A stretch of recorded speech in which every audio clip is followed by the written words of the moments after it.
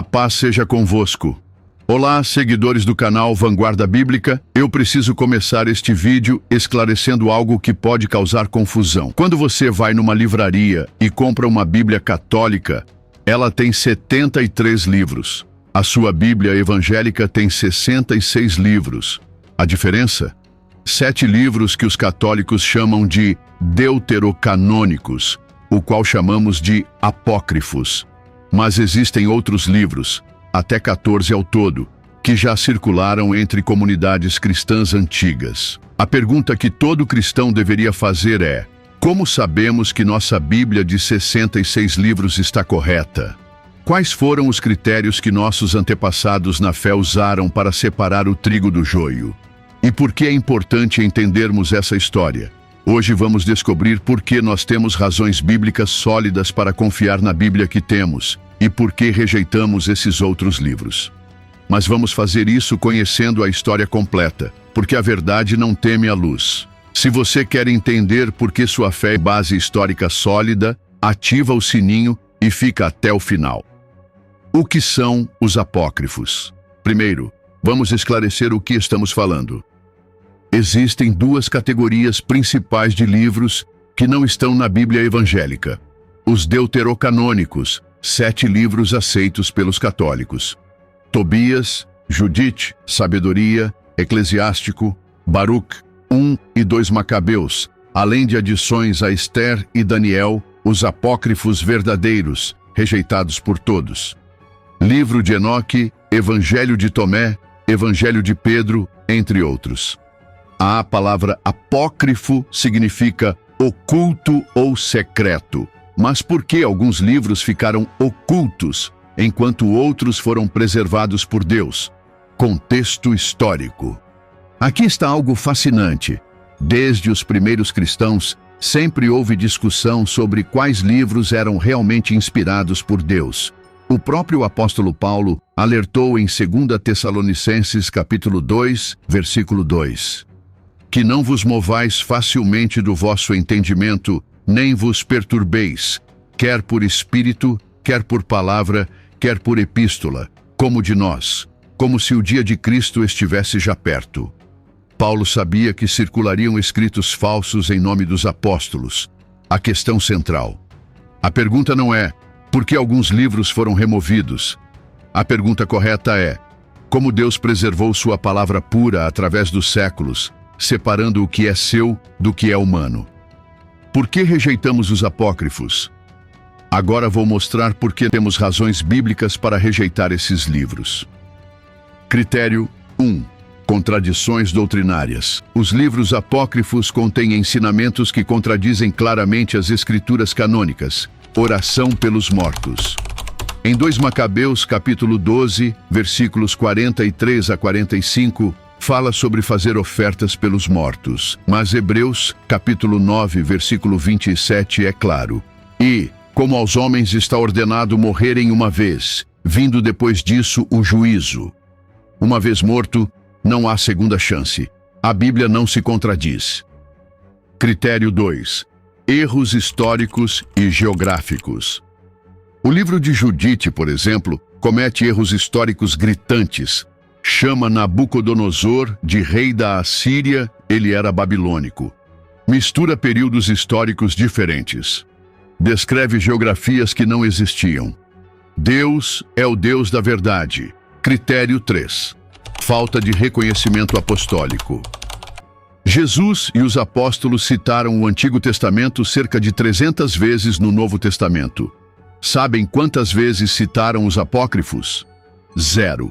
Se esses livros fossem escritura sagrada, por que Jesus nunca os citou? Porque Paulo, Pedro, João nunca fizeram referência a eles. Critério 4. O testemunho judaico. Jesus validou o cânon judaico. Em Lucas capítulo 24, versículo 44, ele disse: São estas as palavras que vos disse, estando ainda convosco, que convinha que se cumprisse tudo o que de mim estava escrito na lei de Moisés, e nos profetas e nos salmos. Lei, profetas e salmos era a divisão tradicional do Antigo Testamento judaico, exatamente os 39 livros que temos hoje. a reforma e a restauração da verdade. Agora vamos entender como Deus usou a reforma para restaurar a pureza das Escrituras. O contexto da reforma. No século XVI, a Igreja Católica havia acumulado muitas tradições que contradiziam as Escrituras. O purgatório, a venda de indulgências, a oração pelos mortos, doutrinas apoiadas pelos livros apócrifos. Quando Martinho Lutero proclamou sola Scriptura, somente as Escrituras, ele estava retornando ao princípio apostólico fundamental. Lutero e os apócrifos. Lutero não removeu os apócrifos por capricho, ele aplicou critérios rigorosos. Primeira, apostolicidade. Foi escrito por profetas ou apóstolos. Segunda, autoridade interna. O livro demonstra ser inspirado. Terceira, ortodoxia. Está de acordo com a fé apostólica. Quarta, catolicidade. Foi aceito universalmente pela igreja primitiva? Os apócrifos falharam em todos esses testes. A resposta católica. Em 1546, o Concílio de Trento oficializou os deuterocanônicos como reação à reforma. Mas isso foi 1500 anos depois de Cristo. Por 15 séculos, a igreja debateu esses livros. De repente, num concílio político, viraram Palavra de Deus. Isso não é como Deus age. Deus preserva sua palavra. Em Salmos capítulo 119, versículo 89. Para sempre, ó Senhor, a tua palavra permanece no céu. Deus prometeu preservar sua palavra. Ele não permitiria que ela fosse corrompida por tradições humanas. Como Deus formou o cânon bíblico, mas como sabemos que nossa Bíblia de 66 livros é a correta? O processo divino. O cânon bíblico não foi decidido por homens, foi reconhecido por eles. Os livros canônicos se autenticaram através de inspiração evidente, demonstravam claramente ser inspirados por Deus. A autoridade apostólica, escritos por profetas ou apóstolos. Aceitação universal, reconhecidos espontaneamente pelas igrejas. Poder transformador, mudavam vidas e edificavam a fé. O testemunho interno. Em 2 Timóteo capítulo 3, versículo 16, Paulo escreve: Toda a Escritura é divinamente inspirada e proveitosa para ensinar, para redarguir, para corrigir, para instruir em justiça. A verdadeira Escritura tem o selo de Deus. Os apócrifos carecem desse selo divino. A providência divina. Deus usou diferentes concílios e eruditos cristãos para reconhecer oficialmente o que a igreja já sabia no coração.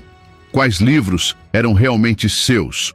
O Concílio de Laodiceia, 363 d.C., de Hipona, 393 d.C., e de Cartago, 397 d.C., simplesmente oficializaram o que o Espírito Santo já havia testemunhado nos corações dos fiéis.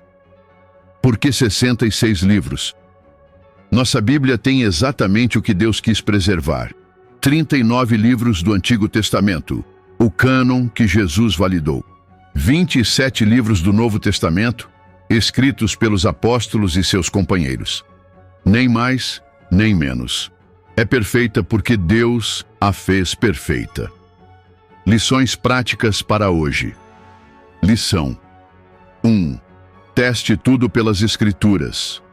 Em Atos capítulo 17, versículo 11, os bereanos eram elogiados porque, ora, estes foram mais nobres do que os que estavam em Tessalônica, porque de bom grado receberam a palavra, examinando cada dia nas Escrituras se estas coisas eram assim.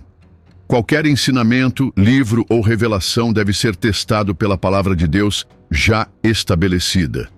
Lição 2. Cuidado com adições à palavra. Em Apocalipse capítulo 22, versículos 18 e 19, João adverte: Porque eu testifico a todo aquele que ouvir as palavras da profecia deste livro, que se alguém lhes acrescentar alguma coisa, Deus fará vir sobre ele as pragas que estão escritas neste livro. E se alguém tirar quaisquer palavras do livro desta profecia, Deus tirará a sua parte do livro da vida.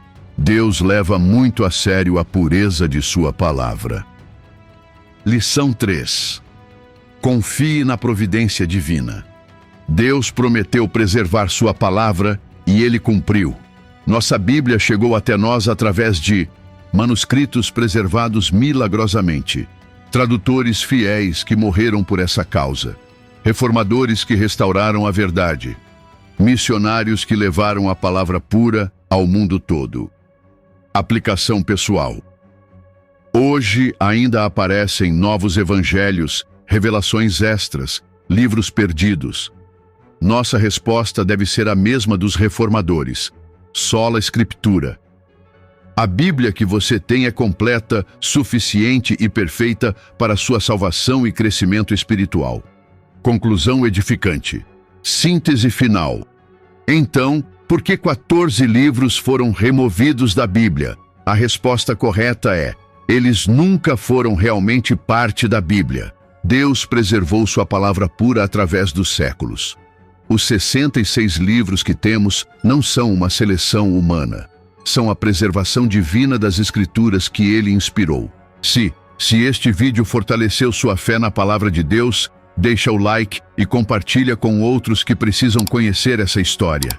E nos comentários me conta como essa história fortalece sua confiança nas Escrituras.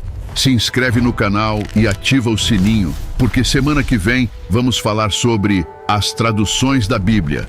Por que existem tantas versões diferentes? Que Deus abençoe você através de sua palavra pura e preservada.